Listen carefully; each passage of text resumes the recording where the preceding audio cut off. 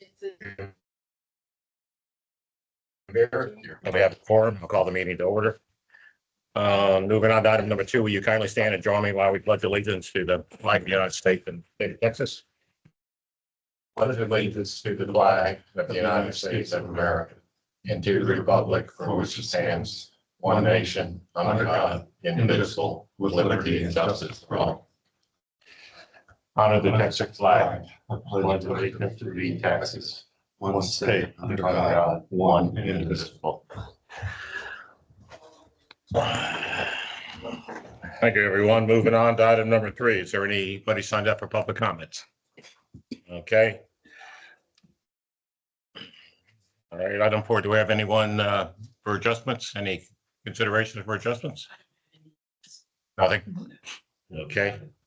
Consent agenda. Does any director want any item removed from the consent agenda? Okay. We accept the consent agenda. Second. All those in- Aye. Motion carries. Thank you. I appreciate that. Okay, moving to the regular agenda. With the SJRA. I don't think anybody's going to be here today, are they? No, they're not. So I can give a brief update on the item number 9. This is the election in Montgomery County. So last month you casted your ballots for. You have an old agenda. Oh, I have an old agenda. Yeah, we took it offline since they had no votes. Yeah, they don't have votes. Oh, 1:30. Please excuse me. Well, thank you. All right, so we have no report then from SJRA. Is that the reason? Your packet, if you do have any comments, please let me know and I'll pass them along to them. They're at a conference this week. Also, they had a new person that's going to be working with Chris, right? Right. Last name was good. What was the first name? Malia. Okay. She'll be working with Chris. Nothing on Spring Creek. Sort of. We do have they have a draft that has been sent out to the stakeholders on that, and that'll be able to be public fairly soon. They have noted or scheduled the next 2 town hall meetings. The next one will be April 21st, and that will be back in Waller. And I don't recall the location. It's in the same location the previous one was. I can get that location, but April 21st. And then a week later on April 28th, they'll be back in the town show to give everybody an update on the project. And then how's that communication going to be sent out to so people will know? We can send something different out. Sure. Okay. Yeah, I think you just send out something different, but if it's not in the weekly thing, people would notice it more than. Okay. We'll send it out. Okay. I don't know, 11. You see the report. The only thing I have on the attorney's report, in case anyone is interested in anything going on at the legislative session this year, Brian Yates gave a presentation at trustees meeting on some of the bills that are moving through. That should be available to you. That's a pretty good starting point for what's going on, that we're still early stages. Any interest?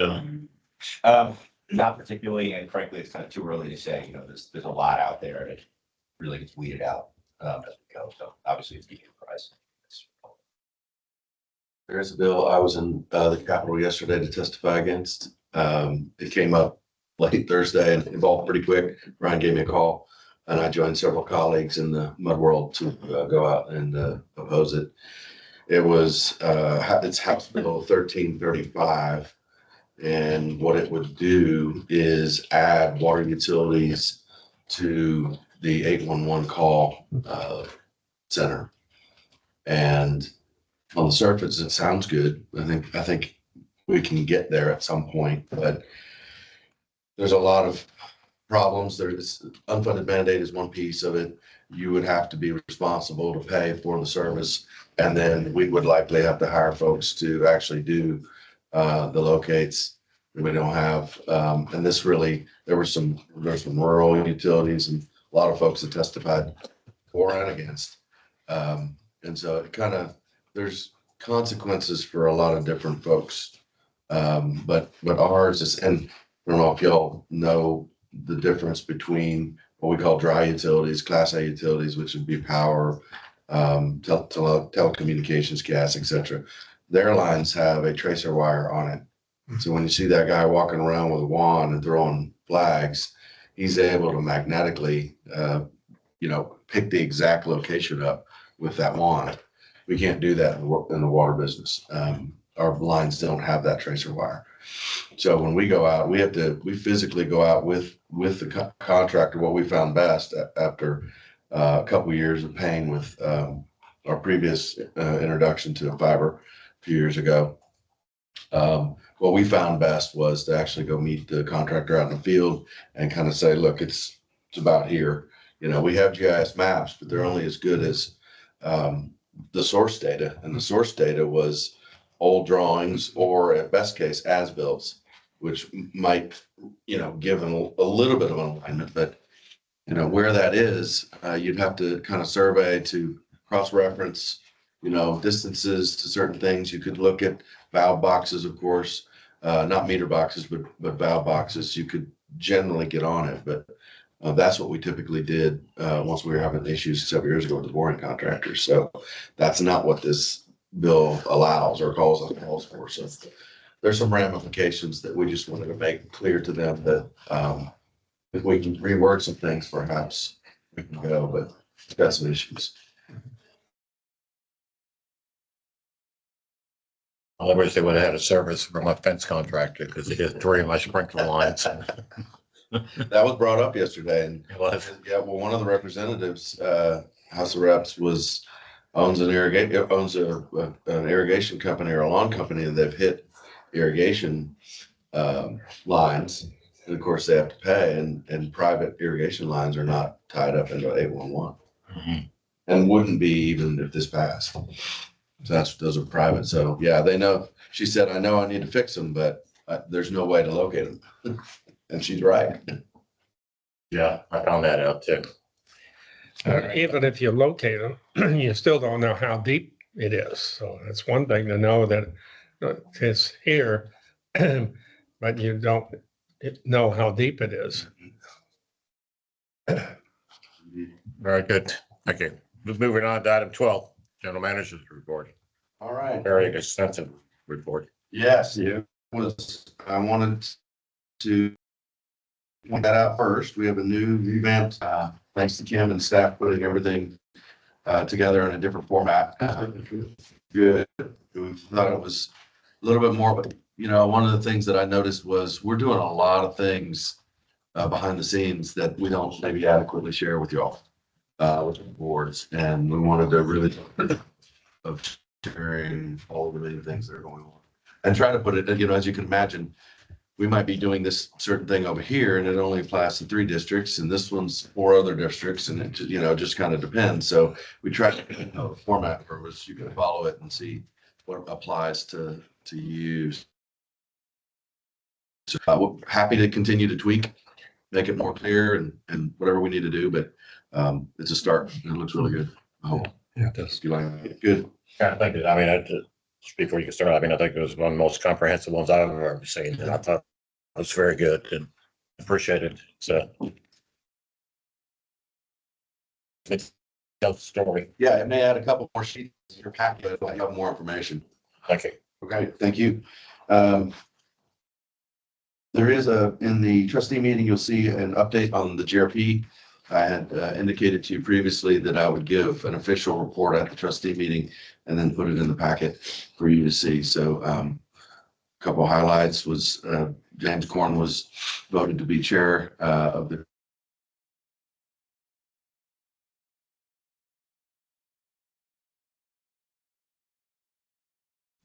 Lone Star was there as well, and there was a long discussion with Lone Star. So more to come on that. And I am continuing to meet, Kim and I are continuing to meet with Brad Houck as we also committed to do, and that's going well as well. Okay. We are continuing to run through the ditches, identifying all of the various assets and condition of the ditches and piping.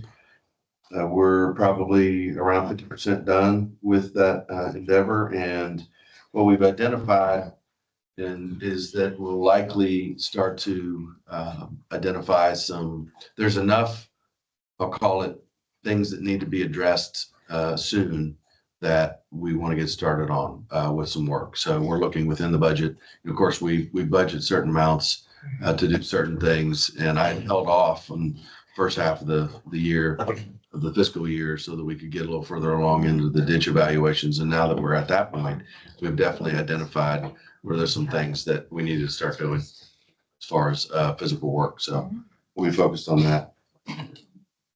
Wanted to announce that there are several AllMuds meetings that are now, we have the location secured, and wanted to share those dates with you. The first, and remember, the Esther had indicated that a series of AllMuds to go through the wastewater treatment plant evaluation updates. So the first one is April 1st. Next one will be May 8th. And then June 10th. And all three of those will be across the street at the community center. It's a big enough venue for us, and we'll be in that. We get packets like this, before we go into those meetings. Packet or anything. I'll have to ask Esther to see what the consultant is preparing for that.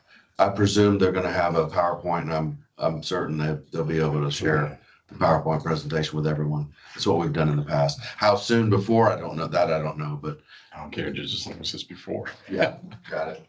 Yeah. As you can see, we've continued on with building improvements. Quite a few finished the painting, did some reflooring upstairs in the kitchen, added the new TVs, which we're now using. There's one in the lobby. And then the next big thing we're going to be doing is kind of building out our customer education interface out in the lobby, where we will actually create kind of a display where folks can come in and learn about the various things that make up their water system, from what a water meter looks like to what a clean out is. So folks, we talk about those things a lot, but people don't necessarily know what that is. And so we'll be able to kind of educate the customers on what some of those things actually are. So we're going to be building that out as well. With that and your outreach to the community, with your letter or the emails that you send out, have you thought about ever doing anything for like school groups, inviting, kids in and even just a lobby so that you can make it a little presentation to kids and let them see where their water comes from when they turn their faucet on? John and I have had many conversations about that. That's something that we are passionate about. There are different programs with different schools, and there's a lot of ways we can go at it. There's some package deals that you can pay for, and then you can go in and build your own content, but then you have to kind of sell it to the school district or the particular school, and so it's a process. So we haven't yet, I guess, I don't know, how would you describe it? Probably in discussion. Yeah. I've been talking with the township. They have some new staffing over there, environmental services department, seeing how maybe we can partner on some programs. Because capacity is an issue. Takes a lot of time to get into schools and depending on type of program, money. But if we can share those resources, maybe do something in concert, then reach more kids that way. So a lot of different ways to look at it, but it's something that I think we should be doing more of. And I think too, for adults and maybe families as well, with decisions coming up on wastewater treatment plant number 1, is to give public tours of the facility and explain to them, look, well, here's how the system works, here's the issues that we have, and let people see firsthand. Yeah, that topic has come up at the community work group meetings, or that request that some of the group members have asked for that. So that is something we're talking about. about trying to put something together. Can't do too big of a group at a time, as you know, just so people can hear. It's Yeah. loud, and too big a group, you're standing too far away to really hear Yeah. the speakers. So you gotta Yeah. kind of think through the logistics of that to make it worthwhile to the attendee, but certainly on the radar. Yeah, we could do that, one or two members from each of the, not villages, but even more the communities like Wedgewood or, any number of them where there'll be word of mouth from neighbors right there, a street down from them. That seems to do a whole lot better than anything on paper, especially if you got eyes looking at crumbles of concrete, Sure. and they go tell their neighbors what they saw. Indeed. Well, certainly if there are any subgroups or smaller groups in the community that you think would, a good 10 or 15 that you think we could get together, by all means, I think we can get that organized with SJRA and arrange it pretty easily. For sure. Yeah, no, Anything else? Yes, let's see. Next community work group meeting in April 2nd. Already talked about the Capitol yesterday, and that leaves John to walk through community education. Good morning. Just a quick one for you this morning. Your report starts on page 43. You'll notice reflected in the materials there that we have shifted our focus to water quality. This is second quarter of our strategic plan. Calls for so we'll be seeing a lot about water quality in the next few months, including this coming month's bill ad. We'll be touting water quality. And then, I'm sorry, the current one does, excuse me. The next one, the March bill, will actually be on the defined irrigation schedule. Spring is here, so people are anxious to water. So we're reminding them about the defined irrigation schedule. We had a couple nice pieces there. You could see those on 44 and 45. 44 was that report on Eric's presentation to the township that was picked up by their e-newsletter, and then also Woodlands Online. And then on 45, we had something in Community Magazine on how to lower your water bill. And then on Woodlands Online, a nice long piece on transparency surrounding our renewal efforts, touting the project sheets and all the information we're getting out through that dedicated website. And then on 46, you'll see our calendar with the latest edition there of various outreach events that we'll be at. Of course, you're always welcome to join us at any or all of those. And noted the community working group. And I guess that's it. Any questions? Any questions, Joe? Thank you. Thank you very much. And thank you for the new format and everything. I think it's really great. Really, that's good. Moving on to the trustees report. I think Eric kind of covered everything there, and it's all there is pretty uneventful in a way. Okay,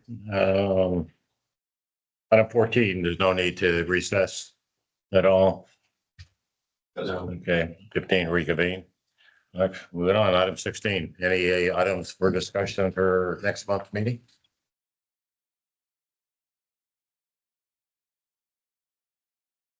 All right, then moving on to item 17, do I have a motion to adjourn? Do I have a second? Second. All in favor, say aye. Aye. 20 minutes. Well, How many minutes?